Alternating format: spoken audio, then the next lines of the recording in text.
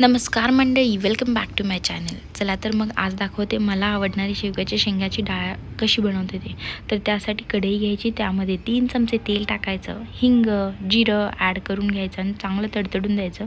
त्यानंतर tomato add करायचं एक आणि मस्त परतून घ्यायचं. त्यामध्ये शेवग्याची शेंग टाकायची आणि शेवग्याची शेंग इथे परतून शिजली पाहिजे अशी परतायची. तिला मस्तपैकी खरपूस भाजून घ्यायची. त्यासाठी झाकण ठेवायचं 2 मिनटं आणि 2 मिनटानंतर झाकण काढल्यानंतर बघू शकता तुम्ही मस्त तेल सुटलं. तर त्यामध्ये मी डाळीचं पाणी टाकलं आणि ही शिजवलेली डाळ, तुरीची डाळ मी टाकली. त्यामध्ये आवश्यकतेनुसार पाणी पण ॲड केलं. जास्त पाणी नाही टाकायचं, पातळ नाही करायची. उकळलेली आहे डाळ, मस्तपैकी छान सुगंध सुटलाय.